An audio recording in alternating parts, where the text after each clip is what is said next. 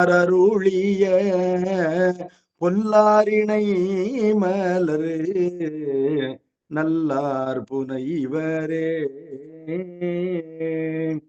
பேசும் பொருளுக்கு இலக்கிதமாம் பேச்சிறந்த மாசில் மணியின் மணி வார்த்தை பேசி பெருந்துறையே என்று பிறப்பறுத்தேன் நல்ல மருந்தின் அடி என் மனத்தே வைத்து. திருச்சிற்றம்பலம். பிரியர்களே, ஆசிரிய பெருமகனார் வைகுண்ட தேவருடைய ஞான நூல் சிவஞான போதம், அதன்கண் 4வது நூற்பா. அந்த 4வது நூற்பா என்பது ஆன்மாவினுடைய பொது இலக்கணம் கூறுவது. 12 நூற்பாக்களிலே முதல் 3 நூற்பாக்கள் அளவை கூறுகின்ற நூற்பாக்கள், அதாவது ப்ரூஃப் கிவிங், பிரமாணம் தருகின்ற நூற்பாக்கள். அடுத்த 3 நூற்பாக்கள் முப்பொருளுடைய இலக்கணம் கூறுகின்ற நூற்பாக்கள், அது இலக்கண இயல்.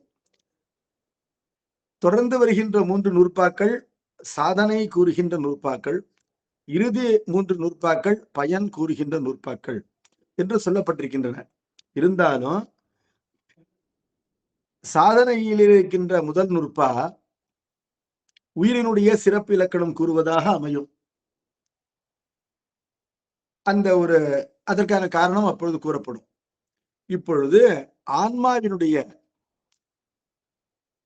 இலக்கணம், முப்பொருளுக்கும் ஒவ்வொரு பொருளுக்கும் 2 இலக்கணம் இருக்கின்றன. ஒன்று பொது இலக்கணம், இன்னொன்று சிறப்பு இலக்கணம். சிறப்பு இலக்கணத்தை உண்மை இலக்கணம் என்றும் கூறுவார்கள்.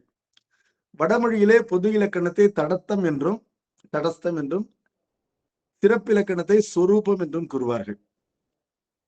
ஒரு பொருளை ஏனைய பொருளின் தொடர்ச்சி பற்றி அறிவது என்பது பொது இலக்கணம் என்று கூறப்படுவது உண்டு. இன்னொரு விதமாக அப்பொருளிலே அழுந்தாது தொலைவிலிருந்து காண்பது பொது இலக்கணம் என்றும் கூறலாம். தடத்தம் என்பதற்கு அதுதான் பொருள். உண்மை இலக்கணம் என்பது அந்த பொருளை அப்பொருளாகவே அறிவது, அதன்கண் அழுந்தி அறிவது, அது சொரூப இலக்கணம் என்று சொல்லப்படும். ஆன்மா உண்டு என்று பிரமாணம் கூறுவது 3வது நூற்பாவிலே சொல்லப்பட்டது. அது 4வது நூற்பாவிலும் தொடர்ந்து நிகழ்கின்றது.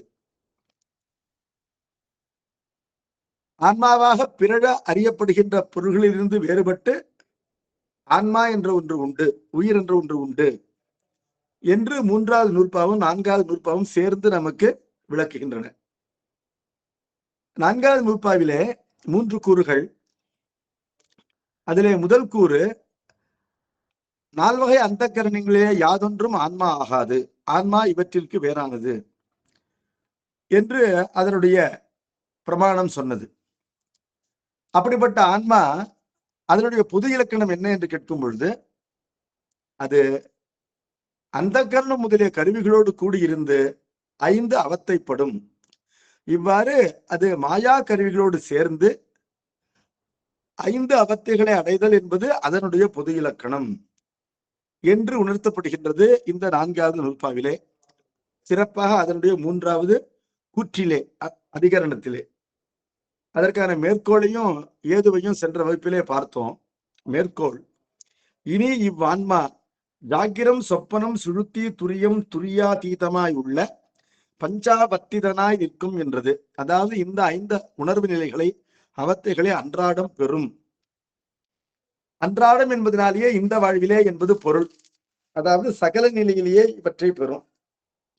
இந்த அவத்தைகள் ஜாகிரம் சொப்னம் சுழுப்தி துரியம் துரியாதிதம் என்ற பெயர்களை பெறுதல் காரிய நிலையிலே. காரண நிலையிலே கேவலம் சகலம் சுத்தம் என்ற 3 பெயர்களை பெறும். கேவலம் என்ற அடைமொழி அறியாமை மிகுந்திருத்தலை சுட்டுகின்றது. சகலம் என்ற அடைமொழி மாயா காரியங்களினாலே அந்த அறியாமை விலகி அறிவு நிகழ்வதை காட்டுகின்றது. சுத்தம் என்ற அடைமொழி இந்த இருவகையிலிருந்தும் வேறானது என்பதை காட்டுகின்றது. நின்மலம் என்பதை காட்டுகின்றது. அதாவது அறியாமை, அறிவு ஆகிய இரண்டிற்கும் மாறாகிய அருள் நிலை, அதனை சுத்தம் என்று கூறுவார்கள். ஆகவே ஐவகை அவைத்தைகளிலே அறியாமை மிகுந்திருத்தல் என்பது கேவல 5 அவத்தைகள். இந்த 5 அவத்தைகளிலும் மாயா கருவிகளால் உண்டாகின்ற அறிவு மிகுந்திருத்தல் என்பது சகல 5 அவத்தை. இவ்விரண்டிற்கும் மாறாக அருளிலே தோய்தல் காரணமாக அறியாமை அறிவு ஆகிய இரண்டிற்கும் மாறுபட்டு முக்தி இன்பத்தை உணரத் தலைப்படுதல் என்பது சுத்த அவத்தைகளாகின்ற 5. ஆனால் இந்த மூவகை 5 அவத்தைகள், அதாவது மொத்தம் 15 அவத்தைகள், இந்த 15 அவத்தைகளும் படைக்கப்பட்ட உயிருக்கு அது உடம்பிலே உயிர் வாழ்கின்ற பிறவியிலே நுகரப்படுகின்ற அவத்தைகள் தான் என்ற தெளிவினை நாம் கொள்ள வேண்டும். ஆகவே இங்கு வருகின்ற கேவலம், சகலம், சுத்தம் என்பன அறியாமை அறிவு, அறியாமை அறிவு இரண்டிற்கும் மாறான அருள் ஆகிய 3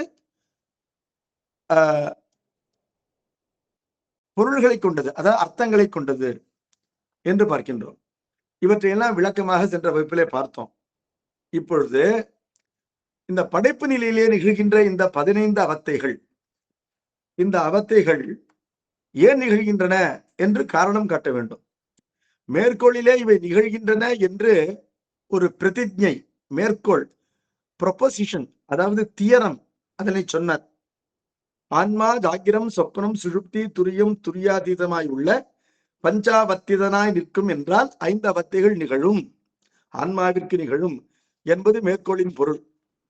அவை ஏன் நிகழும், எப்படி நிகழ்கின்றன என்று கேள்வி கேட்டால், அதுதான் மனஸ்வரூபத்தின் மறைந்து அரூப சொரூபியாய் நிற்றலான் என்று ஏது கூறினார். அதுதான் என்ற இடத்திலே அது என்பது ஆன்மா என்று கொள்ள வேண்டும். அந்த ஆன்மாதான் மனஸ்வரூபத்தின் மறைந்து என்று சொன்னால், மலம் என்று அடைமொழியின்றி கூறினால் அது ஆணவ மலம்தான். ஆணவ மலத்திலே மறைந்து தன் சொரூபத்தை இழந்து, அதாவது ஆணவ மலத்தினுடைய வடிவத்திலே தன் வடிவம் மறைய கண்டு, ஆணவ மலத்தின் வடிவம் என்பது அறியாமை, அதன்கண் மூழ்கி கிடக்கின்ற ஆன்மா தன்னுடைய வடிவமாகின்ற அறிவு மறைக்கப்பட்டு என்பது பொருள். அதுதான் மலஸ்வரூபத்தின் மறைந்து என்றால், மலஸ்வரூபத்திலே அடங்குவதனால தன் சொரூபம் அந்த மலஸ்வரூபத்திலே மறைந்து போகின்றது, தன் சொரூபம் வெளிப்படாமல் இருக்கின்றது. எதை போலன்னா, விறகு கட்டைக்குள் இருக்கின்ற நெருப்பு, அந்த நெருப்பினுடைய வடிவம் என்பது சுடுதல். ஆனால் அந்த சுடுதல் என்ற வடிவம் விறகு கட்டைக்குள் நெருப்பு மறைந்திருக்கும் பொழுது அது காணப்படவில்லை, விறகு கட்டையினுடைய வடிவம் தான் காணப்படுகின்றது. அதே போல ஆணவ மலத்திலே கிடக்கின்ற உயிர் ஆணவ மலத்தின் சொரூபத்தை தன் சொரூபமாக பெற்று தன் சொரூபத்தை இழந்து நிற்கின்ற நிலையிலே அது இதிலிருந்து விடுபடுவதற்காக திருவருளினாலே படைக்கப்படுகின்றது. அவ்வாறு படைக்கப்பட்ட பொழுது மாயா காரியங்களாகின்ற தனு கரணங்களை பெறுகின்றது. பெற்ற நிலையிலே அது என்ன பண்ணுகின்றது, மாயா தத்துவங்களின் சொரூபத்தையே தன் சொரூபமாக பெறுகின்றது.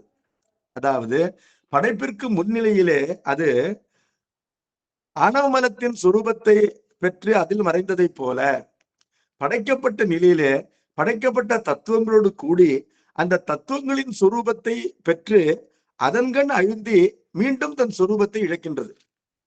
அரூப, அதனால் அதற்கு 5 அவத்தைகள் உண்டாகின்றன. ஆகவே இந்த 2 நிலைக்கும் மாறாக அது உயிர் உயிராக தன்னை அறிகின்ற நிலையில்தான் அருள் நிகழ்கின்றது. அது சுத்த அவத்தைகள் என்று பார்க்கின்றோம். அரூப சொரூபியாய் நிற்றலான் என்று ஏது சொல்லப்பட்டது.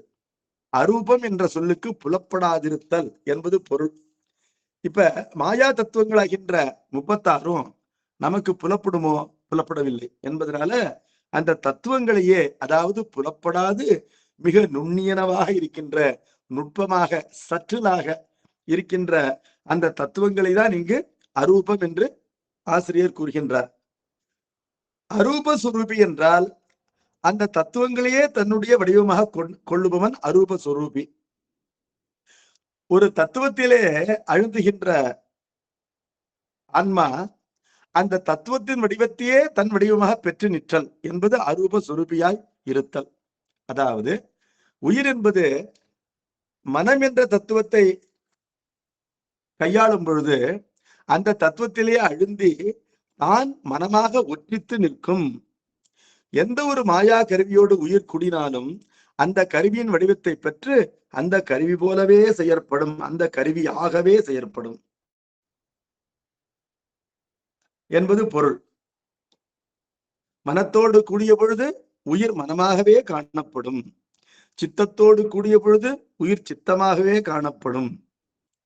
அதுபோல இந்திரியங்களோடு கூடிய பொழுது அது இந்திரியங்களாகவே காணப்படும். உயிர் கண்ணோடு கூடிய பொழுது அது தான் காண்பதாகவே அறியப்படும், உயிர் காண்கின்றது என்று சொல்லப்படும். அது உயிர் கை என்ற ஒரு ஜட இந்திரியம், கண்ம இந்திரியம், அதோடு கூடிய பொழுது கையினாலே இந்த செல்ல எடுக்கிறேன், நான் எடுக்கிறேன் என்ற உணர்வு தான் வருகின்றது. அதாவது உயிர் இந்த கண்ம இந்திரியத்தோடு ஒற்றித்து நிற்கின்றது. அப்பொழுது இந்த செல்ல நான் எடுக்கிறேன் அப்படின்னு அர்த்தம். இப்பொழுது வாக்கு என்ற ஒரு கண்ம இந்திரியம் இருக்கு, ஜட இந்திரியம், அது பேச்சிற்கு உதவுகின்றது. அப்பொழுது அதை நான் பயன்படுத்தும் பொழுது அதோடு ஒற்றித்து இருக்கிறேன். நான் பேசுறேன்னு நினைக்கிறேன், நீங்களும் என்ன நினைக்கிறீங்க, ரமணன் ஐயா பேசுகிறார் அப்படின்னு நினைக்கிறீங்க. அப்ப அந்த ரமணன் ஐயா என்ற உயிர் அதை பயன்படுத்துகின்ற வாக்கு இந்திரியத்தோடு இணைத்தே காணப்படுகின்றது, பிரித்து காணப்படுவதில்லை, அதுவாகவே காணப்படுகின்றது. பேசுறது யாருன்னு கேட்டா ரமணன் ஐயா, கேட்பது யாருன்னு கேட்டா அவங்க பேரை நீங்க நினைச்சுப்பீங்க, நான் கேட்டேன் அப்படின்னு நினைச்சுப்பீங்க. என்பதனால இந்த படைப்பு நிலையிலே உயிர் எப்படி நிற்கின்றது அப்படின்னு கேட்டா அரூப சொரூபியாய் நிற்கின்றது. அரூபம் என்றால் தத்துவம், சொரூபம் என்றால் வடிவம். எந்த தத்துவத்தை பயன்படுத்துகின்றதோ அந்த தத்துவத்தின் வடிவத்தை பெற்று அந்த உயிர் அந்த தத்துவமாக நிற்கின்றது. சரி, இப்படி நிற்றல் என்பது உயிர் ஐந்தவத்தைகளை அடைவதற்கு எப்படி காரணமாகும், இது எப்படி ஏதுவாகும், இது எப்படி ஒரு பிரிமைஸ் ஆகும், இது எப்படி போதுமான ரீசனிங்கா அப்படின்னு கேட்டா ஆம். ஏன்னு கேட்டா உயிர் வெவ்வேறு அவத்தைகளை அடைவதற்கு காரணம் உயிர் கருவிகளோடு கூடி கருவிகளாகவே இருப்பதனால கருவிகள் குறைந்தும் கூடியும் செயல்படுவதனாலையும், கருவிகள் செயல்படுகின்ற நிலையிலேயே, ஒரு கருவி செயல்படுகின்ற நிலையிலேயே அது கூர்மையாகவோ அல்லது மந்தமாகவோ செயல்படுவதனாலையும் இந்த கருவிகளோடு ஒற்றித்து நிற்கின்ற உயிர் அந்த கருவிகளாவே தன்னை உணர்கின்ற காரணத்தினாலே அவத்தைகளை அடைகின்றது. அப்பொழுது ஓர் அவத்தையிலே சில கருவிகள் இல்லை என்று சொன்னால் அந்த கருவிகள் செயல்படுகின்ற அவத்தையில் இருந்து இந்த அவத்தை வேறுபட்ட அவத்தை தானே என்பதனால உயிர் வேறுபட்ட அவத்தைகளை அடைகின்றது. ஒரு கருவி செயல்படுகின்றது நிலையிலே கூட அது நன்றாக 100% கெப்பாசிட்டியில செயல்படுகின்றது என்ற நிலைக்கு மாறாக அது வீக்காக மந்தமாக செயல்படுகின்றது என்ற நிலை என்பது வேறுபட்ட நிலைதான். there is a difference. அனுபவ நிலை மாறுகின்றது என்பதனால கருவிகள் தீவிரமாக செயல்படுவதனாலையும் மாறாக மந்தமாக செயல்படுவதனாலையும் அவத்தைகள் மாறுபடுகின்றன. அதனாலே உயிர் வெவ்வேறு அவத்தைகளை பெறுகின்றது. ஆகவே உயிர் அவத்தைகளை அடைவதற்கு காரணமே அது கருவிகளோடு கூடி நிற்பதுதான் என்று இந்த ஏதுவானது நமக்கு காட்டுகின்றது. கருவிகளோடு கூடி கருவிகளாகவே அது செயல்படுகின்றது. சரி, இப்ப கருவிகள் தாமாக முனைந்து செயல்படுகின்றன அல்லது தாமாக ரெஸ்ட் எடுத்துக் கொள்வதை போல மந்தமாக செயல்படுகின்றன என்று கொள்ளலாமான்னு கேட்டா கொள்ள முடியாது. என்ன காரணம், அந்த கருவிகளுக்கு இச்சை என்பது ஒன்றும் இல்லை என்பதனால அது நம்ம விட்டு பிள்ளை போல விரும்பினா சொன்ன பேச்சுக்கு கேட்கும், இல்லைன்னா அடம் பிடிக்கும். அதை போலவா கருவிகள்னு கேட்டா இல்ல, கருவிகளுக்கு சுதந்திரம் இல்லை, அவை ஜடப்பொருள்கள் என்பதனால கண் நன்றாக காட்டுகின்றது. கண் என்று சொல்வது இங்கு இந்திரியத்தினுடைய ஆற்றலை. அப்ப கண் நன்றாக காட்டுகின்றது, கண் நன்றாக காட்டவில்லை. மனம் நன்றாக செயல்படுகின்றது, மனம் நன்றாக செயல்படவில்லை என்பதெல்லாம் எதனால் நிகழ்கின்றது ஒரு கேள்வி வருது. இந்த தத்துவங்கள் எல்லாம் ஜடம் என்பதனால அவற்றிற்கு இச்சை இல்லை என்பதனால அவை தாமாக இவ்வாறு செயல்பட மாட்டாவே. அப்பொழுது இந்த கருவிகள் முனைந்து செயல்படுவதற்கும் அவ்வாறு செயல்படாது மந்தமாக இருப்பதற்கும் சில நேரங்களிலே அறவே நீங்குவதற்கும், இப்பொழுது நனவு நிலையிலே செயல்படுகின்ற ஞானேந்திரியங்கள் 5, கர்மேந்திரியங்கள் 5 ஆகின்ற 10 கருவிகளும் ஒருவன் உறங்க போய்விட்டான் என்று சொன்னால் உறக்கத்திலே மடங்கி விடுகின்றன. உறக்கத்திலே ஞானேந்திரியங்கள் செயல்படுவதில்லை, கர்மேந்திரியங்களும் செயல்படுவதில்லை என்பதனால உறங்குகின்றவன் எதையும் காண்பதில்லை, எதையும் கேட்பதில்லை. உறங்குகின்றவன் கை கால்களினாலே நடப்பதில்லை, கைகளினாலே பிடிப்பதில்லை, கொடுப்பதில்லை, வாக்கினாலே பேசுவதில்லை என்றெல்லாம் பார்க்கின்றோம். ஆகவே அப்ப இந்த இந்திரியங்கள் செயல்படாது போவதனாலே அவத்தை வேறுபாடு எழுகின்றது. இந்திரியங்களுக்கோ இச்சை இல்லை என்பதனால செயல்பட தொடங்கிய இந்திரியங்கள் செயல்பட்டு கொண்டே அல்லவா இருக்க வேண்டும், நான் ஸ்டாப்பபிளா. அவையே அவ்வப்பொழுது செயல்படாது போகின்றன. அந்த இந்திரியங்கள் கராபாகிவிட்டன, அதாவது கெட்டு போய்விட்டன என்று சொன்னால் அவை ஒரேடியாக கெட்டு போக வேண்டும். ஒருவன் விழிப்பு நிலையில் இருந்து உறக்க நிலைக்கு சென்று நன்றாக உறங்கி மீண்டும் விழித்து புத்துணர்ச்சியோடு அந்த இந்திரியங்கள் நன்றாக செயல்படுவதாக காண்கின்றான் என்பதனால நம்ம வீட்டில் இருக்கிற ஒரு டிவியோ ஒரு வாஷிங் மிஷினோ உழைத்து கெட்டு போவதை போல இந்த இந்திரியங்கள் கெட்டு போவதில்லை. மாறாக இவை ஓய்வெடுத்துக் கொள்கின்றன, மீண்டும் பழைய ஆற்றலோடு செயல்படுகின்றன. ரொம்ப வயசான வரையும் பழைய ஆற்றலோடைய அன்றாடம் செயல்படுகின்றன.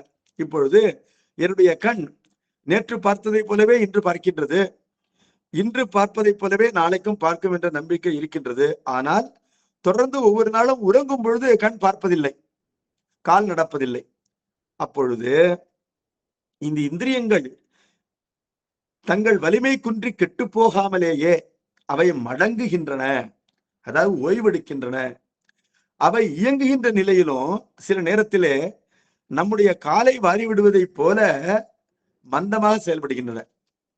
இதுக்கு எப்படின்னா, இப்ப ஒரு இன்டர்வியூக்கு போறேன்னா, நல்லா படிச்ச ஒரு விஷயம்தான். அந்த இன்டர்வியூல என்ன ஒரு பெரியவங்க கேள்வி கேட்கும் பொழுது அந்த நேரத்துல எனக்கு மறந்து போயிடுது கரெக்டான ஆன்சர். அதனால நான் இன்டர்வியூல பாஸ் பண்ணல. ஆனா அந்த இன்டர்வியூக்கு முன்னாடியும் எனக்கு நல்லா ஆன்சர் தெரியும், வெளியில வந்த பிறகும் நினைவிற்கு வந்து விடுது. அப்பொழுது மறதி என்பது ஏற்படுகின்றது. மறதி என்பது என்ன அப்படின்னு கேட்டா, சித்தம் செயல்படாமை என்பது மறதி. நம்முடைய அந்த கரணங்கள்ல மனம், புத்தி, அகங்காரம், சித்தம் என்று 4 இருக்கின்றன. அதுல சித்தம் என்பதுதான் ஸ்டோரேஜ். அது நாம் தேவைப்படும் போது கேட்கின்ற பொருளை எடுத்து கொடுக்க வேண்டும். அது என்ன பண்ணுது, எங்க வச்சோன்னு தெரியாம தவிக்குது, அதாவது மறந்து போய்விட்டது. இப்பொழுது அது நமக்கு எப்பொழுதுமே கை கொடுக்கின்ற ஒரு நல்ல சித்தம் தான் இருந்தாலும், இப்பொழுது ஏன் அது ஐ எம் சாரி அப்படின்னு சொல்வதை போல ஏன் கைவிட்டு விட்டது அப்படின்னு கேட்டா, நம்முடைய தீவினை என்று பார்க்கின்றோம் என்பதனால இந்த இந்திரியங்கள் செயல்படுவதற்கும் மடங்குவதற்கும், அந்த இந்திரியங்கள் செயல்படும் பொழுது முழு வீச்சில் செயல்படுவதற்கும் அவ்வாறு செயல்படாமல் மந்தமாக செயல்படுவதற்கும் காரணம் என்பது அந்த இந்திரியங்கள் சுதந்திரமாக செயல்படுகின்றன என்பது இல்ல. அவற்றுக்கு சுதந்திரமே இல்லை, இச்சை இல்லை. இருந்தாலும் அவைகளை இயக்குவது வினை.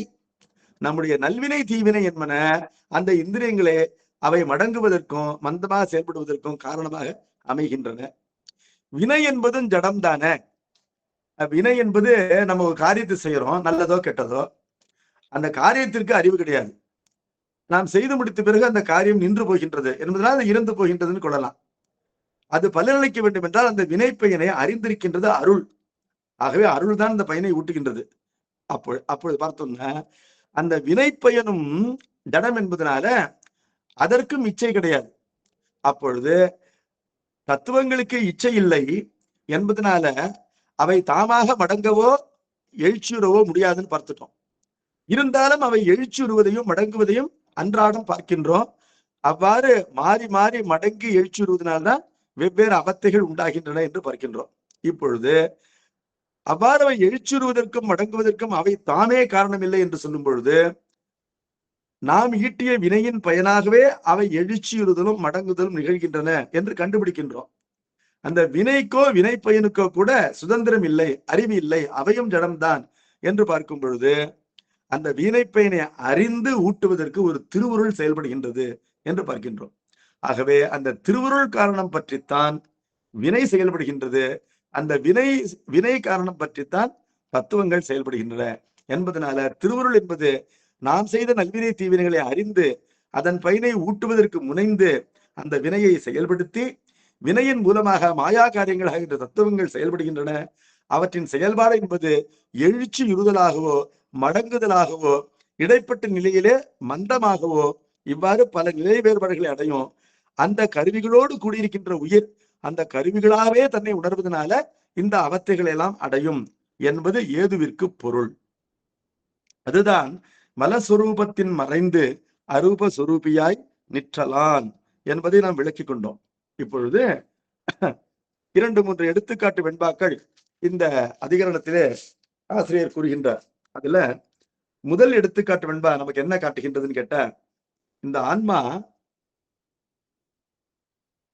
கேவல ஐந்தவத்தைகளை அடையும் பொழுது எந்தெந்த கருவிகள் செயல்படுகின்றன என்பதை காட்டும். கேவல ஐந்தவத்தை என்பது என்ன அப்படின்னு கேட்டா, கேவலம் என்ற அடைமொழியினாலே இந்த அந்த ஐந்தவத்தைகளிலே அறியாமை நீங்கவில்லை என்பதை காட்டுகின்றது. அதாவது அறியாமை என்பது இந்த 5 அவத்தைகளிலும் பொருந்தியே இருக்கின்றது. இருந்தாலும் இந்த அறியாமை நீங்காத நிலையிலேயே கருவிகள் இயங்குகின்ற காரணத்தினாலே அறிவும் நிகழ்கின்றது. அதாவது அறியாமையோடு கூட அறிவும் நிகழ்கின்றது. அறியாமையோடையே அறிவு நிகழும் பொழுது அறிவு எவ்வாறு நிகழும்? அறிவு என்பது மந்தமாக நிகழும். அவ்வாறு மந்தமாக நிகழும் பொழுதே ஒருவன் விழிப்பு நிலையை அடைகின்றான். நம்முடைய விழிப்பு நிலையெல்லாம் இப்படிப்பட்ட விழிப்பு நிலைதான். அறிவு முனைந்து நிகழ்கின்ற விழிப்பு நிலை என்பது அதுவும் நமக்கு நிகழ்கின்றது. ஆனால் அது கணப்பொழுதிலே மறைந்து போகின்றது. அது கூர்த்த அறிவு. அந்த கூர்த்த அறிவு என்பது தோன்றி உடனே மறைகின்ற காரணத்தினால நம்மால் அதனை தக்க வைத்துக் கொள்ள முடிவதில்லை. மாறாக அறியாமையோடு நிகழ்கின்ற அறிவு என்பது அன்றாட நிகழ்ந்து கொண்டே இருக்கின்றது. அது நீடித்து நிகழ்கின்றது என்பதனால அது நன்றாக அனுபவப்படுகின்றது. இப்பொழுது நாம் அன்றாடம் விழித்திருக்கின்ற நிலை, நாம் உறங்கப் போகும் பொழுது நன்றாக உறங்குவதற்கு முன்பாக கனவு காண்கின்ற நிலை, பிறகு கனவும் நின்று போய் நன்றாக உறங்குகின்ற நிலை, இந்த 3ஐயும் நம்மால் உணர முடியும். இதற்கு அடுத்திருக்கின்ற துரிய நிலை, துரியாதீத நிலை நாம் நூல்களின் மூலம் அறிகின்றோம். இந்த 5 நிலைகளுக்கும் கேவல ஐந்தவத்தைகள் இவை அன்றாடம் நிகழ்கின்றன. இந்த கேவல ஐந்தவத்தைகள் நிகழும் பொழுது முதலிலே கேவல ஜாக்கிரம். ஜாக்கிரம் என்றால் விழிப்பு என்பது பொருள். இந்த வடமொழி சொற்கள் தான் நிறைய பயன்படுத்துவாரு நம்முடைய மெய்கண்டார். கேவல ஜாக்கிரம் என்றால் அறியாமையோடு நிகழ்கின்ற விழிப்பு நிலை. கேவல ஜாக்கிரம் என்பதற்கு என்ன பொருள்? அறியாமை நீங்காமலே நிகழ்கின்ற விழிப்பு நிலை. அது விழிப்பு நிலை என்பதனால அங்கு மாயா கருவிகள் செயல்படுகின்றன.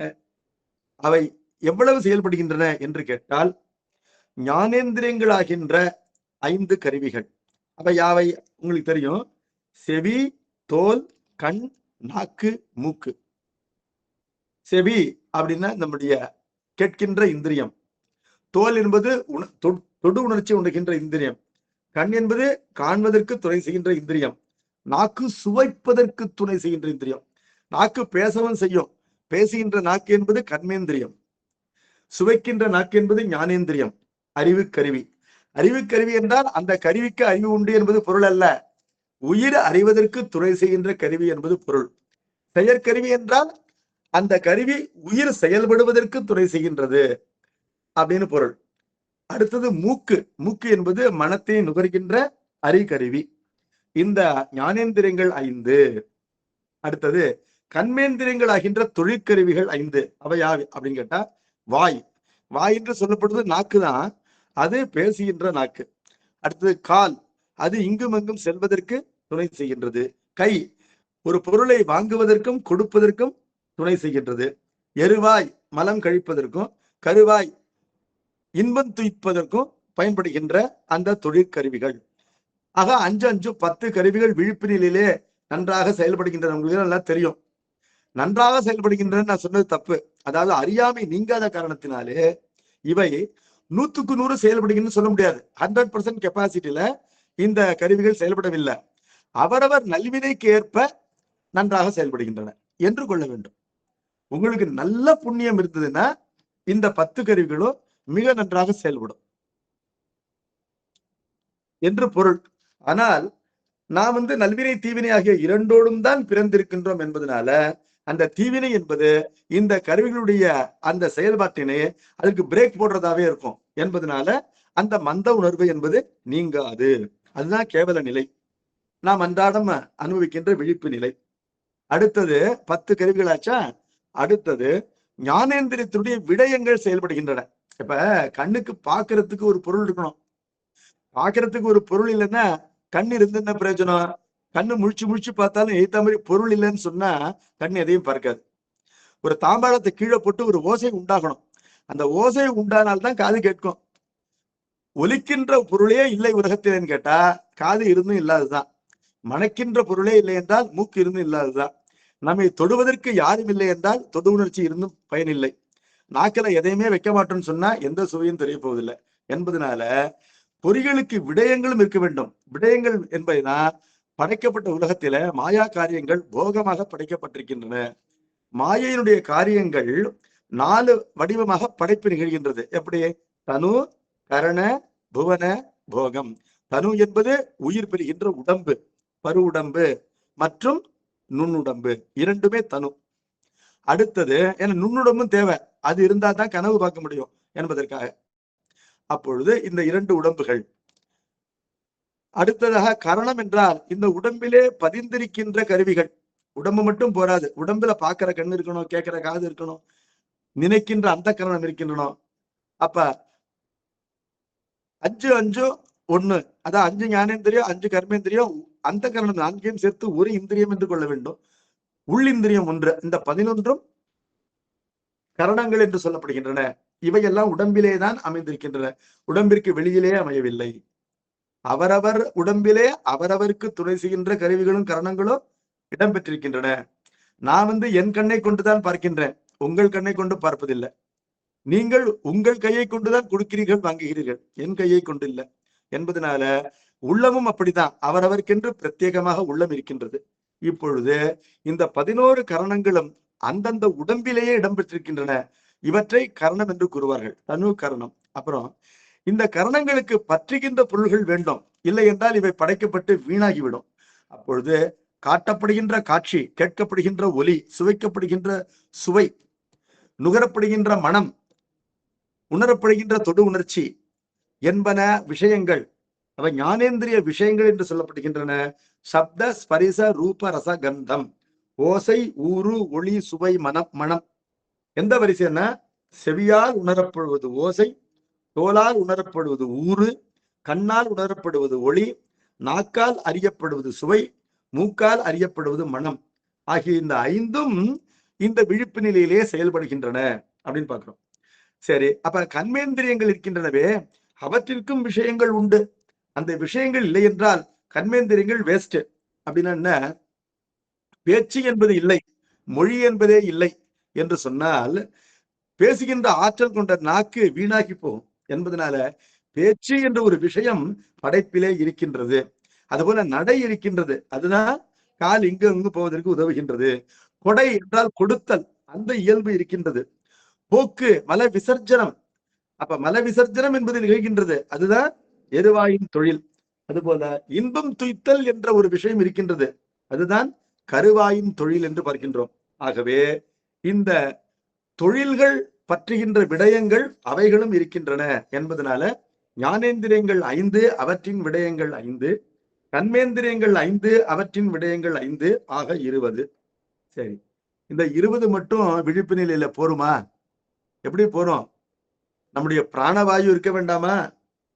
பிராணவாயு, அந்த பிராணவாயு நம்ம ஒன்னா சொன்னாலும் உண்மையில அந்த வாயுக்கள் வெவ்வேறு விதமாக செயல்படுகின்ற காரணத்தினால அவற்றின் செயல்பாட்டை கருதி தசவாயுக்கள், 10 வாயுக்கள் இருக்கின்றன என்று பெரியவர்கள் கூறுகின்றார்கள்.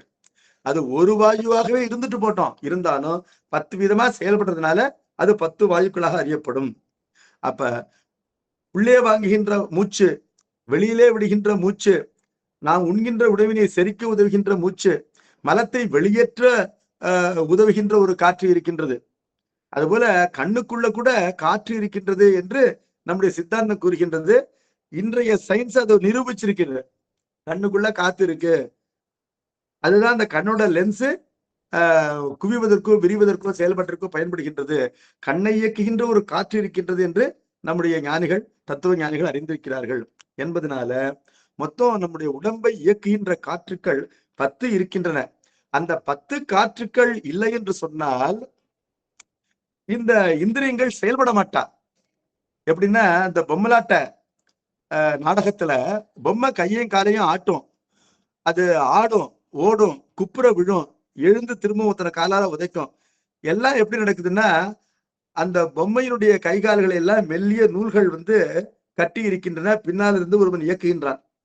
இப்பொழுது இந்த வாயுக்கள் எல்லாம் இந்த கருவிகளை செயல்படுத்துகின்ற கண்ணுக்கு தெரியாத நூல்களைப் போல கட்டி செயல்பட உதவுகின்றனவை என்று பார்க்கின்றோம். அப்ப இந்த காற்றுகளின் இயக்கத்தினால்தான் ஏனைய இந்திரியங்கள் அவற்றின் விஷயங்களை பற்றுகின்றன என்பதனால இவை மிக முக்கியமான தத்துவங்கள். ஆகவே இந்த பிராணவாயு முதலிய வாயுக்கள் அவை 10 நமக்கு விழிப்பு நிலையிலே செயல்படுகின்றன. சரி, இந்த இந்திரியங்களை செயல்படுத்துகின்ற அந்த கரணங்கள் இல்லை என்று சொன்னால் இந்திரியங்கள் வேஸ்ட். அப்ப மனம் என்பது விரும்பி கண்ணை செயல்படுத்த வேண்டும். அப்பொழுதுதான் கண் ஒரு பொருளை பற்றும். மனம் கண்ணை செலுத்தவில்லை என்றால் கண் செயல்படாது. அப்ப மனம் பற்றியதை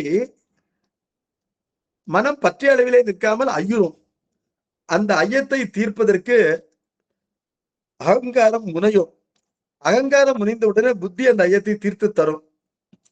இந்த 3 செயல்பட்டினாலும் ஃபைனல் ரிசல்ட் இருக்கே, அதை ஓகே பண்ணி சித்தம் என்பது ஸ்டோர் பண்ணி வச்சுக்கும்.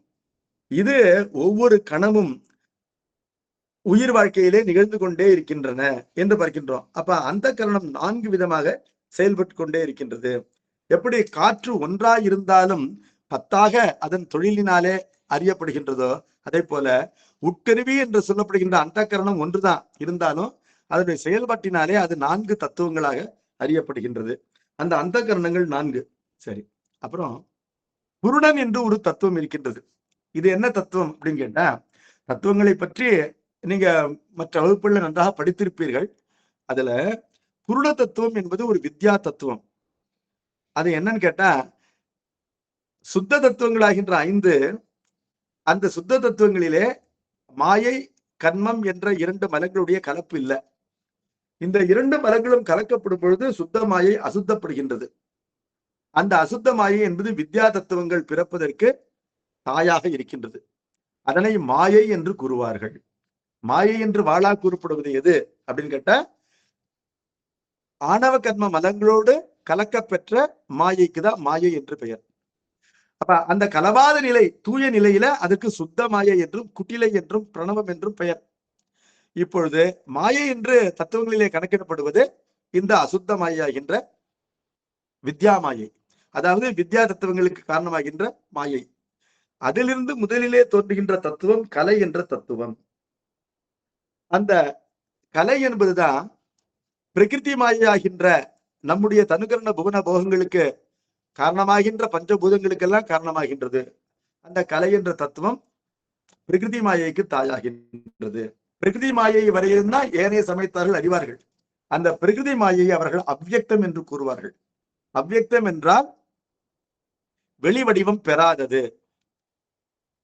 அதாவது நம்ம வீட்டுல சப்பாத்தி மாவா இருக்கு, அதை பிசைஞ்சு ஒரு சப்பாத்தி அப்பளமா இட்டு அதுக்கப்புறம் அதை வேக வச்சு சப்பாத்தியா உருவம் கொண்டு வரும். அப்பொழுது இந்த உருவம் பெறாத நிலை, மாவா மட்டும் இருக்கிற நிலை, அதே போன்ற நிலைக்கு அவ்வியக்தம்னு பேரு. உருப்பெறுகின்ற நிலைக்கு வியக்தம் என்று பெயர். இப்ப உலகிலே காணப்படுகின்ற எல்லா பொருள்களும் உருப்பெறாத ஒரு மூல நிலையிலே இருக்கின்றன அல்லவா, அந்த மாயைக்கு பிரகிருதி மாயை என்று பெயர். அதனை எல்லா நூல்களும் அவ்வியக்தம் என்று கூறும். அந்த அவ்வியக்தத்திற்கும் காரணமாயிருப்பது கலை என்ற தத்துவம். அதனை பற்றி சைவர்கள் மட்டும்தான் அறிவார்கள், ஏனைய சமயத்தார்கள் அறிய மாட்டார்கள். அந்த கலை என்ற ஒரு தத்துவம், அது அதனுடைய பயன் என்னன்னு கேட்டா, அது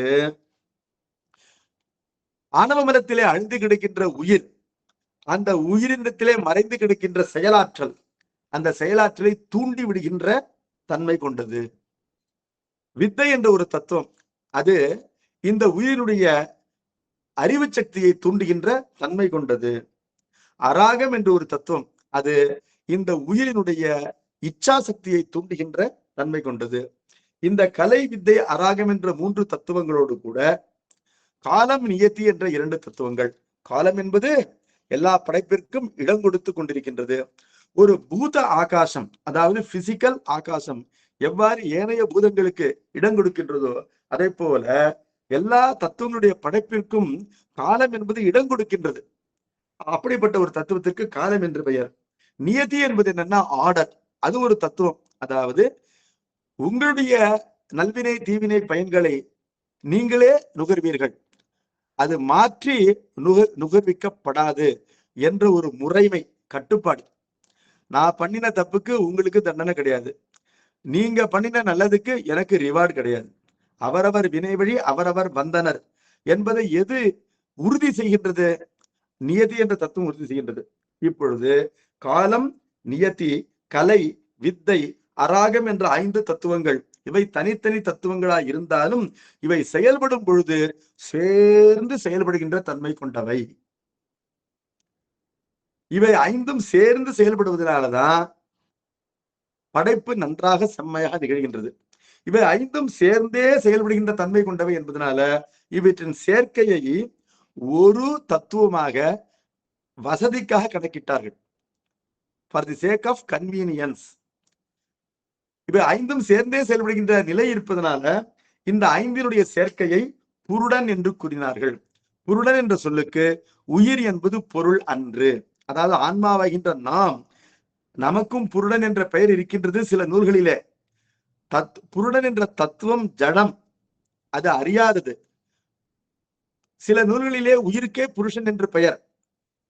அறிவு பொருளாகின்ற நமக்கு புருஷன் என்ற பெயர் சில நூல்களிலே சொல்லப்பட்டிருக்கலாம். இங்கு கூறப்படுகின்ற தத்துவம் அது அன்று என்பதனால இங்கு கூறப்படுகின்ற புருடன் என்பது உயிர் அன்று என்பதை சிந்தையிலே வைத்துக் கொள்ள வேண்டும். இந்த தத்துவம் 5 தத்துவங்களின் சேர்க்கை இது சேர்ந்தே காணப்படுவதால ஒன்றாக கருதப்படுகின்றது. இந்த நிலை, இந்த தத்துவம் என்பதும் விழிப்பு நிலையிலே செயல்படுகின்றது.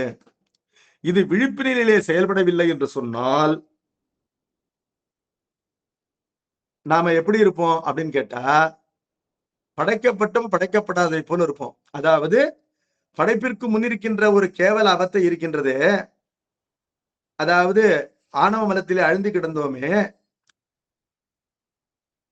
அது மாற்றப்படுகின்றது. எதனாலன்னு கேட்டா, வித்யா தத்துவங்கள் படைக்கப்பட்டு அந்த வித்யா தத்துவங்களிலே 5ஆக இருக்கின்ற இந்த புருடன் அது செயல்பட தொடங்கிய காரணத்தினால்தான் நமக்கு என்ன வருது?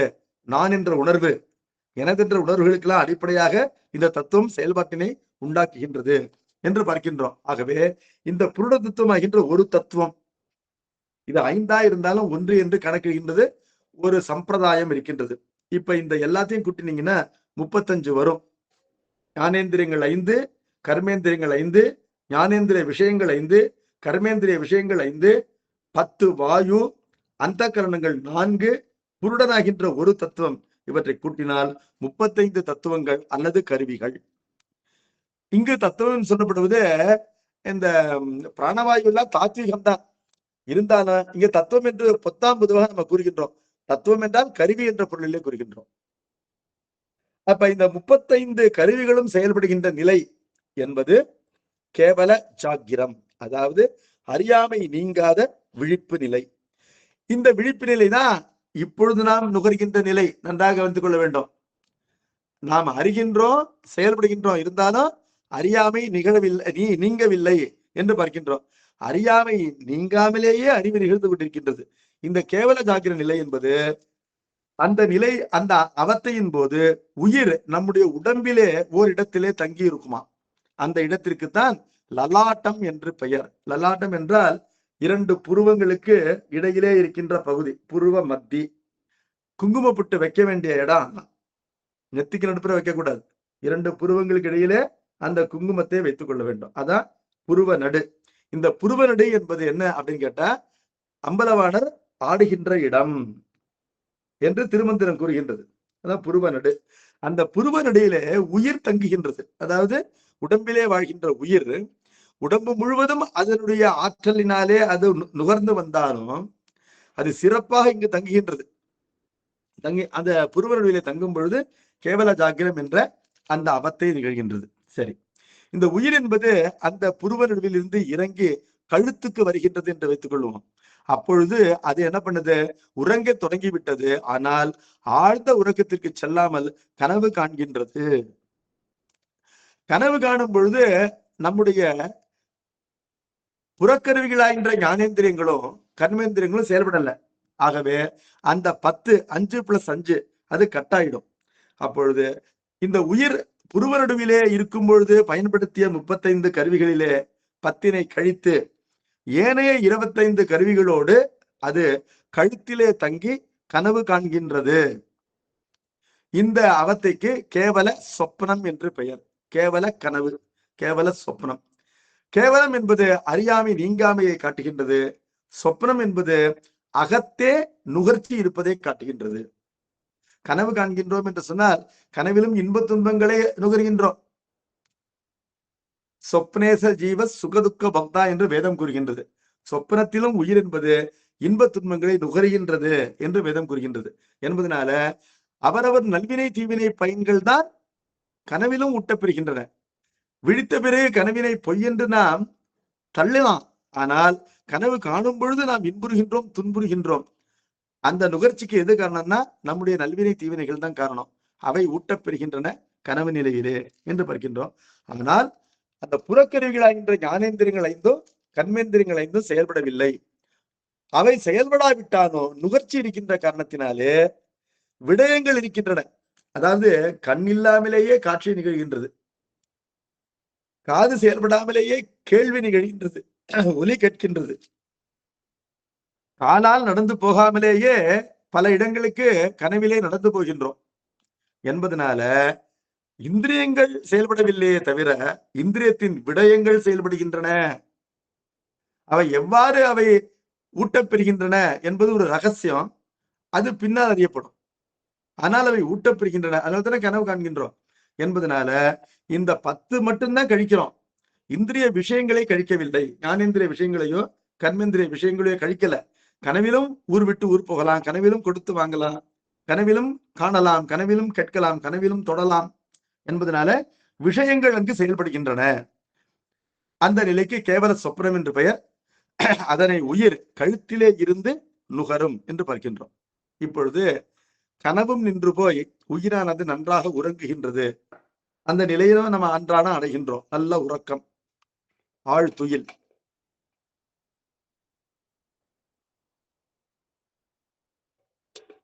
அந்த ஆழ்துயிலே இந்த உயிர் எங்கு தங்குகின்றதுன்னு கேட்டா, அது கழுத்திலிருந்தும் கீழிறங்கி வந்து இதயத்தானத்திலே வந்து உயிர் தங்குகின்றது, இதயத்தை வந்து அடைகின்றது.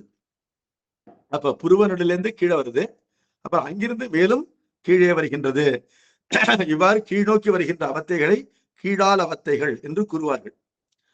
அப்ப அந்த நிலையிலே உறக்கத்திலே இந்த உயிருக்கு துணையாக 3 கருவிகள் தான் இருக்கின்றன. என்ன 3 கருவிகள் அப்படின்னு கேட்டா, புருடன் என்ற ஒரு கருவி இருக்கின்றது. அதாவது காலம், நியதி, கலை, வித்தை, அராகம் என்ற 5 தத்துவங்களுடைய கூட்டு. அது ஒன்றாக கருதப்படுகின்றது. அந்த புருட தத்துவம் அங்கு இருக்கின்றது. அந்த புருட தத்துவம் இல்லை என்று சொன்னால் நான் என்ற உணர்வு இல்லை. ஆகவே நான் உறங்கினேன் என்று மீண்டும் பழைய மனிதனாக வர முடியாது. இந்த உயிரினை உடம்பிலே தக்க வைப்பதற்கு துணை செய்கின்ற பிராணவாயு அங்கு இருக்கின்றது. நன்றாக உறங்கினேன் என்று நினைவு கூறுவதற்கு உதவி செய்வதாக அங்கு சித்தம் இருக்கின்றது. உறங்கினவனை கூப்பிட்டு, உறங்கும் போது ஒண்ணும் நீ பார்க்கலையே, அப்ப நீ இருந்தியா இல்லையான்னு கேட்டா, நல்லா தூங்கினேன்பா, நல்லா தூங்கினேன்பாங்கிறான். அப்ப நன்றாக தூங்கியத அந்த ஒரு நுகர்ச்சி, அந்த நுகர்ச்சியை வந்து சேவ் பண்ணுது எது, அந்த சித்தம்.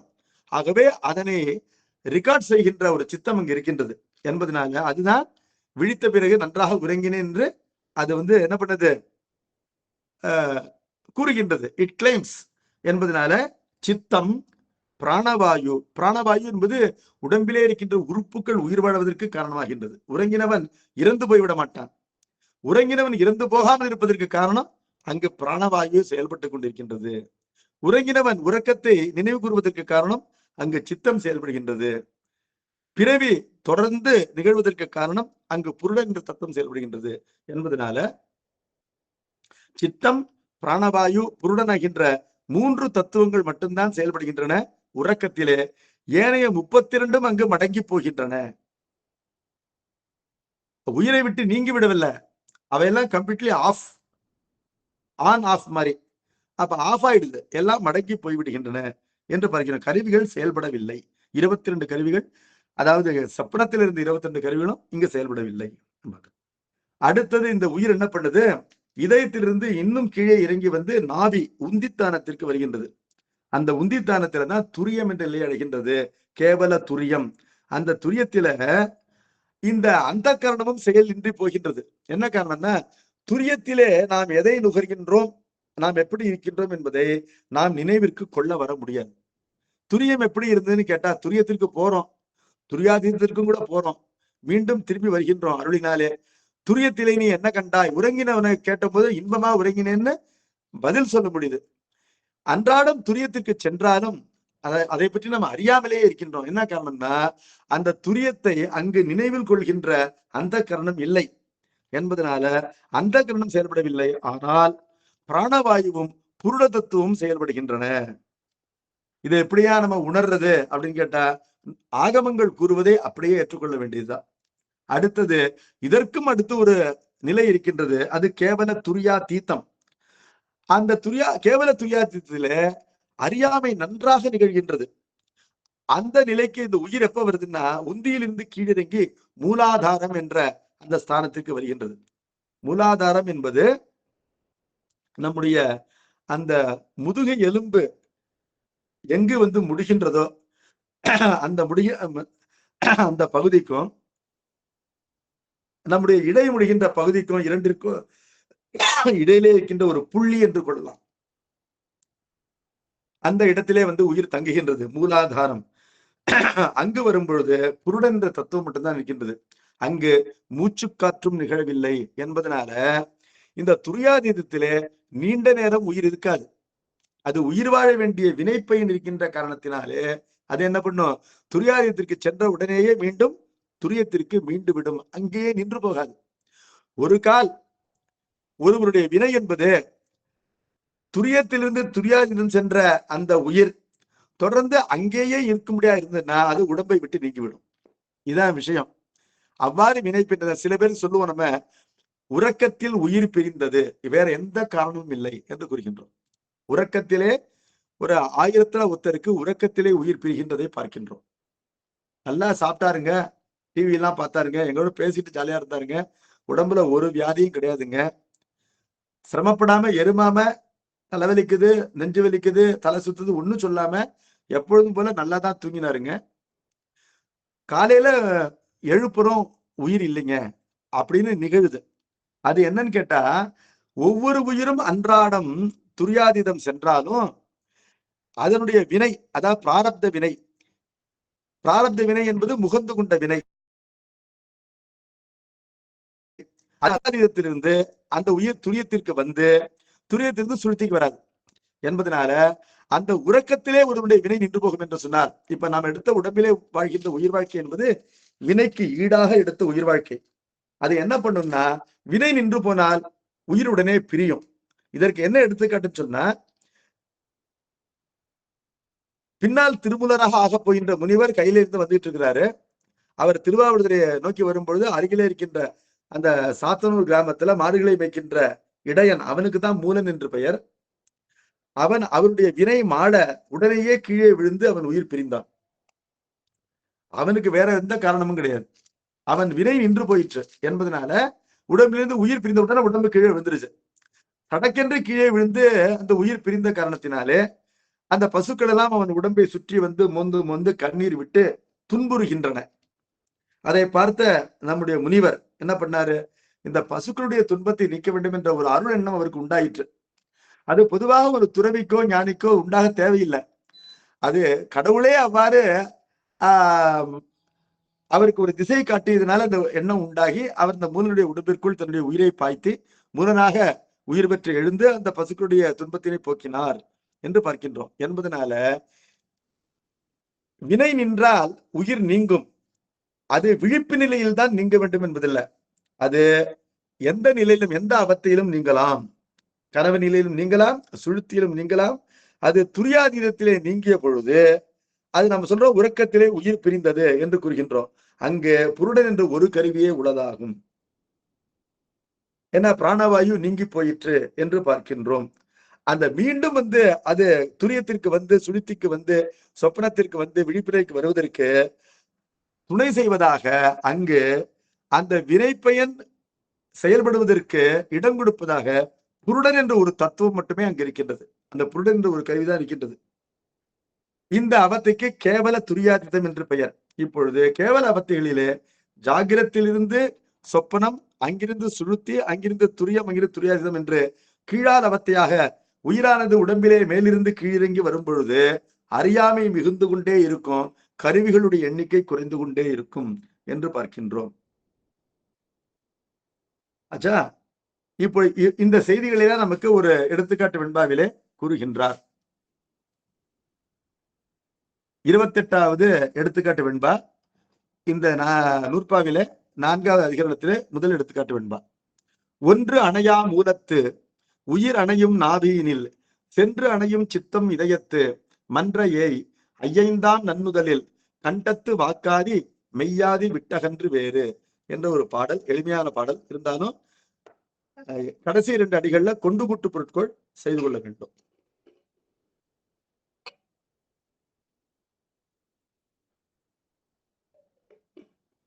மூலாதாரத்திலிருந்து இந்த அவத்தைகளை இப்ப சொல்றார். இப்ப கேவல ஜாகிரத்திலிருந்து கீழ் நோக்கி வந்தால் அதுக்கு கீழால் அவத்தைன்னு பேரு. துரியாதீதமாகின்ற அந்த கீழ்நிலையிலிருந்து மேல் நோக்கி போனா அதுக்கு மேலால் அவத்தைன்னு பேரு. இது மேலிருந்து கீழ் வருவதனால கீழால் அவத்தை என்றும், கீழிருந்து மேல் நோக்கி போவதனால மேலால் அவத்தை என்றும் கூறப்பட்டாலும் இந்த அவத்தைகளுடைய வடிவம் ஒன்றுதான். அதாவது இந்த அவத்தைகளிலே கருவிகள் ஒன்று போலத்தான் இருக்கும். அவத்தைகளுக்குள்ள வேறுபாடு ஒண்ணும் இல்லை. இப்பொழுது மேலால் அவத்தையாக சொல்றார். எப்படி சொல்றாருன்னா, ஒன்று அணையா மூலத்து. அணையா மூலத்து அப்படின்னா மூலம் என்றால் மூலாதாரம், மூலாதாரத்தின் கண். அணையா மூலத்து என்றால் எந்த கருவியும் செல்லாத அப்படின்னா அர்த்தம். புருடன் என்ற அந்த ஒரு கருவியை தவிர வேற எந்த கருவியும் செல்லாத அப்படின்னு அர்த்தம். ஒன்று என்று கூறுவதனால புருடன் என்ற ஒரு தத்துவம் இருக்கின்றது, அதை தவிர வேறு எந்த கருவியும் செல்லாத என்று பொருள் கொள்ள வேண்டும். அப்ப ஒன்றாகிய புருடன் என்ற கருவியை தவிர வேற எந்த கருவியும் அணையாத மூலத்து அந்த ஒன்றே கருவியாக இருக்கின்றது. அப்பொழுது ஆன்மா மூலாதாரத்திலே ஒடுங்கி நிற்கும் பொழுது புருடன் என்ற ஒரு கருவியே செயல்படும். இந்த அவத்தைக்கு கேவல துரியாதீத்தம் என்று பெயர். அங்கிருந்து ஆன்மா மேல் நோக்கி வருகின்றது. உயிர் அணையும் நாபியினில் அப்படின்னார். இந்த இடத்துல உயிர் என்பதற்கு காற்று என்பது பொருள். பிராணவாயு, அதுதான் அந்த பிராணவாயுன்னு அர்த்தம். அத மூச்சு விட்டு உள்ளிழுக்கின்றோமே அந்த காற்றுக்கு தான் பிராணன் என்று பெயர். அந்த வாயு மட்டும் இயங்குகின்றது. உயிர் அணையும் நாபியினில் மேல் நோக்கி வரும்போது அந்த தொப்புள்ள உயிர் சேர்கின்றது. அப்பொழுது துரியம் என்ற அவத்தைக்கு இது வருகின்றது. உயிர் என்பதற்கு ஆன்மா என்று பொருள் கிடையாது, காற்று என்பது பொருள். இது உயிர்த்தலுக்கு காரணமாக உயிர்ப்பாக அது காற்று இருப்பதனால காற்றுக்கு உயிர் என்ற ஒரு பெயர் உண்டு. காற்றுக்கு உயிர் என்ற ஒரு பெயர் உண்டு என்பதை எப்படி தெரிந்து கொள்கிறோம் கேட்டா, நிலம் நீர் நெருப்பு உயிர் நீள் விசும்பு நிலாப்பகலோன் என்ற திருவாசகத்துல நிலம் நீர் நெருப்பு உயிர் நீள் விசும்பு என்ற பஞ்சபூதங்களை சொல்லும் பொழுது காற்றினை உயிர் என்ற பெயரினாலே கூறுகின்றார் என்பதனால உயிர் என்ற சொல்லுக்கு ஆன்மா என்பது ஒரு பொருள், இன்னொரு பொருளுக்கும் அது பெயர். அதாவது என்ன, காற்றுக்கும் அது பெயர் என்று பார்க்கின்றோம். உயிர் அணையும் நாபியினில் என்றால் பிராணன் என்ற தத்துவம் இரண்டாவது தத்துவமாக நாபியிலே சேரும். சரி, சென்று அணையும் சித்தம் இதயத்து. உயிர் மேல் நோக்கி இதயத்திற்கு செல்லும் பொழுது சித்தம் சென்று அணையும். இதயத்தானத்திலே சித்தம் என்ற மூன்றாவது அந்த கருவி சென்று சேரும் என்பதனால மூலாதாரத்திலே புருடனாகின்ற ஒரே ஒரு கருவி, நாவியிலே புருடன் பிராணன் என்ற 2 கருவிகள், இதயத்திலே புருடன் பிராணன் சித்தமாகின்ற 3 கருவிகள் என்று பார்க்கின்றோம். அடுத்தது மன்ற ஏய் ஐயைந்தாம் நன்னுதலில் கண்டத்து வாக்காதி மெய்யாதி விட்டகன்று வேறு. இதை மட்டும் கொஞ்சம் ஜாக்கிரதையா பொருள் செய்யணும். எப்படி செய்யணும்னா, நன்னுதலில் அப்படின்னு சொல்லும் பொழுது அழகான நெற்றியில் அது நெற்றி புட்டினை கூறுகின்றது. அது மன்றையை ஐயைந்தாம் நன்னுதல் என்பது இடையிலே வந்திருந்தாலும் அது 5வது நிலை, மேலாளவத்தையில கடைசி நிலை என்பதனால அதை அப்புறமா பொருள் செய்யணும். அதற்கு முன்பாக உயிர் என்ன பண்ணுது? மூலாதாரத்திலிருந்து நாபிக்கு வருகின்றது, நாபியிலிருந்து என்ன வருகிறது? இதயத்துக்கு வருகின்றது, இதயத்திலிருந்து நெற்றிக்கு செல்வதற்கு முன்பாக அது எங்க வரணும்? கழுத்துக்கு வரணும். அப்பொழுது கண்டத்து என்பதை அடுத்ததாக கொள்ள வேண்டும். கண்டத்து என்றால் கழுத்திலே வாக்காதி மெய்யாதி விட்டகன்று வேறு. வாக்காதி என்றால் வாக்கு முதலிய, ஆதி என்றால் முதலிய, வாக்கு முதலிய கண்மேந்திரியங்கள் 5, மெய்யாதி என்றால் தோல் முதலிய ஞானேந்திரியங்கள் 5. ஆக இந்த 5 5 10. இந்த 10னை விட்டகன்று, இந்த 10னை கழித்து, வேறு என்றால் எஞ்சி இருக்கின்ற எல்லா கருவிகளும். அப்ப மொத்த கருவிகள் 35 விழிப்பு நிலையில, அவற்றிலே 10னை கழித்து எஞ்சி இருக்கின்ற எல்லா கருவிகளும். அது வேறு என்று சொல்லப்படுவதற்கு என்ன காரணம்னா, முன்னரே சொல்லப்பட்ட புருடன் பிராணன் சித்தம் ஆகிய கருவிகளுக்கு வேறாக எஞ்சி இருக்கின்ற 35லே இந்த 3ஐயும் 10ஐயும் கழித்தால் இருக்கின்ற 22 அவையும் சென்று சேரும் எங்கு? கண்டத்து என்பது பொருள். ஆக கண்டத்திலே இந்த 22ஓடு 3ஐயும் சேர்த்து 25. அப்ப ஐயைந்தாம் நன்னுதலில் மன்ற ஏ என்று வருகின்றது. நன்னுதலில் என்றால் நன்மை என்பது இங்கு புருவத்தினுடைய நடுப்பகுதியை குறிக்கின்றது. அதாவது நெற்றியின் நடுப்பகுதியிலே மன்ற ஏய் ஐயைந்தாம். மன்றுதல் என்பது பொருந்துதல், ஏய்தல் என்பது பொருந்துதல். அப்பொழுது நன்றாக பொருந்துகின்ற 5ஐயும் சேர்த்து மொத்தம் 35 தத்துவங்கள். அப்ப வாக்காதி மெய்யாதி மன்ற ஏய், வாக்காதி 5 மெய்யாதி 5 ஆகின்ற 10ம் சேர்ந்து பொருந்துகின்ற 5 என்றால் 25. அப்ப 10ஓடு பொருந்துகின்ற 5 25 என்றால் 10ம் 25ம் 35 என்று கொள்ள வேண்டும். ஆக நான் ஏற்கனவே உங்களுக்கு எக்ஸ்பிளைன் பண்ணதுதான் இந்த பாட்டுல இருக்கு. அணையா மூலத்து 1 என்றால் எந்த கருவியும் செல்லாத மூலாதாரத்திலே ஆன்மா ஒடுங்கி நிற்கும் பொழுது புருடன் என்னும் ஒரு கருவியே செயல்படும்.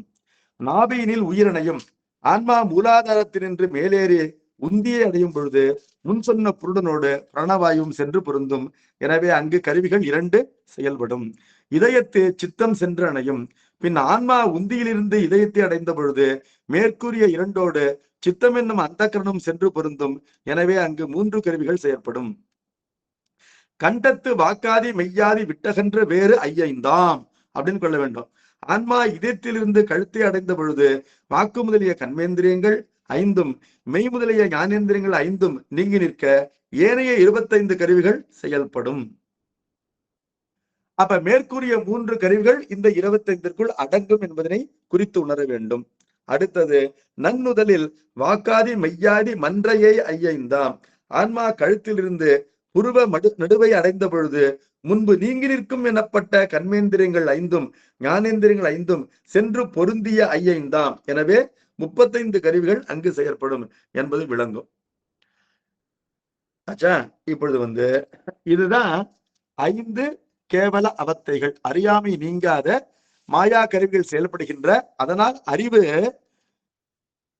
மிகுந்தும் குறைந்தும் நிகழ்கின்ற 5 விதமான அவத்தைகள் என்று பார்க்கின்றோம். இதுல புருடன் என்பதற்கான விளக்கத்தை நம்ம ஏற்கனவே சொல்லியிருக்கிறோம். புருடன் என்று கூறப்படுகின்ற இடங்களில் எல்லாம் காலம், நியதி, கலை, ராகம், வித்யை என்ற 5 தத்துவங்களும் சேர்ந்தே செயல்படுகின்றன என்ற அந்த நிலையை புரிந்து கொள்ள வேண்டும். ஆன்மா அவத்தையுறுகின்ற இடங்களாகின்ற புருவ நடு, கழுத்து, இதயம், உந்தி, மூலாதாரமாகிய 5 இடங்களிலும் புருடன் உண்டு. புருடன் இல்லாத இடமே இல்லை. புருடன் என்னும் கருவி உள்ளது என்று பார்த்தோம். இதன் பொருள் என்ன அப்படின்னு கேட்டா, அந்த எல்லா இடங்களிலும் காலம், நியதி, கலை முதலிய மிக நுண்ணிய வித்யா தத்துவங்கள் செயல்பட்டு கொண்டிருக்கின்றன. அதாவது படைப்பு தொடங்கிவிட்டது என்பதனால அந்த உண்மையிலே உயிரினை உடம்போடு புணர்த்துகின்ற படைப்பு என்பது கலையிலிருந்து தான் தொடங்குகின்றது என்பதனால அந்த கலை, வித்தை, ராகம், காலம், நியதி ஆகின்ற 5 தத்துவங்களும் செயல்பட்டு கொண்டே இருப்பதனால முழுவதும் ஆணவ மலத்திலேயே அழுந்து கிடக்கின்ற நிலையிலிருந்து இந்த ஆன்மாவானது தட்டி எழுப்பப்பட்டு விட்டது என்பது பொருள். என்பதனால்தான் ஆன்மா மூலாதாரத்திலே முழு அறியாமையிலே மூழ்கி கிடக்கும் பொழுதும் இந்த புருட தத்துவம் இயங்கிக் கொண்டுதான் இருக்கின்றது. என்ன அர்த்தம்? இந்த உயிர் படைக்கப்பட்டு விட்டது என்பதனால இது தொடர்ந்து இதற்கு பிறவிகள் நிகழும், இது முறையாக முக்தி நிலையை சென்று அடையும் என்பது பொருள். காரண அவத்தையாகிய கேவல அவத்தைக்கும் காரிய அவத்தையாகிய சகலத்திலே உள்ள இந்த கேவல ஜாகிரத்திற்கும் என்ன வேறுபாடு அப்படின்னு கேட்டா, காரண அவத்தையாகின்ற கேவல அவத்தையில அந்த புருட தத்துவம் என்பது இல்லை. என்ன காரணம்? சிருஷ்டி நிகழவில்லை. இப்பொழுது எல்லா 15 அவத்தைகளும் சகலத்திலே நிகழ்கின்ற அவத்தைகள் தான் என்பதை நாம் நன்றாக தெளிவிலே கொள்ள வேண்டும். இதுல கேவலம் சுத்தம் என்ற அந்த அடைமொழிகளை கொண்டு மயங்கக்கூடாது. கேவலம் என்பது அறியாமை நீங்காமையை குறிக்கின்றது, சுத்தம் என்பது அருள் நிகழத் தொடங்கியதை குறிக்கின்றது. உண்மையிலே எல்லாமே உடம்பிலே உயிர் வாழ்கின்ற நிலையிலே அடைகின்ற உயிர் அனுபவ நிலைகள் தான் என்பதனால புருட தத்துவம் இயங்கிக் கொண்டிருக்கின்றது இந்த கேவல துரியாதித்திலே என்பது உயிர் படைக்கப்பட்டு உயிர் வாழ்கின்றது என்பதை நமக்கு காட்டுகின்றது. இப்படி நம்ம அன்றாட வாழ்க்கையில இந்த கேவல 5 நுகர்ந்து கொண்டிருக்கின்றோம். இதுல புருவ நடுவிலே இந்த கேவல ஜாகிரம் என்ற அவத்தை நிகழ்கின்றது. அந்த புருவ நடுவிலேயே சகல ஜாகிரம் என்ற இன்னொரு அவத்தையும் நிகழ்கின்றது. அந்த புருவ நடுவிலே சகல ஜாகிரம் மட்டும் நிகழல, சகல ஜாகிரம், சகல சொப்பனம், சகல சுழுத்தி, சகல துரியம், சகல துரியாதம் என்ற சகல அவத்தைகள் 5ம் எப்பொழுதும் நிகழ்கின்ற அந்த கேவல ஜாகிரம் என்ற அவத்தையும் இந்த 6மே எங்க நிகழ்கின்றன கேட்டா அந்த புருவ மத்தியில் தான் நிகழ்கின்றன. ஆனால் அந்த புருவ மத்தியில் நிகழ்கின்ற கேவல ஜாகிரத்திற்கும் அதே புருவ மத்தியில் நிகழ்கின்ற ஏனைய சகல அவத்தைகளுக்கும் வேறுபாடு உண்டு. அந்த வேறுபாட்டினை வருகின்ற வகுப்பிலே பார்ப்போம். அது அடுத்த எடுத்துக்காட்டு என்பாவிலே நமக்கு ஆசிரியர் விளக்குகின்றார். அதனை அடுத்த வகுப்பிலே பார்ப்போம். நம பார்வதி பதையே ஹர ஹர மகாதேவா சித் சபேஷா சிவசிதம்பரம் திருச்சிற்றம்பலம்.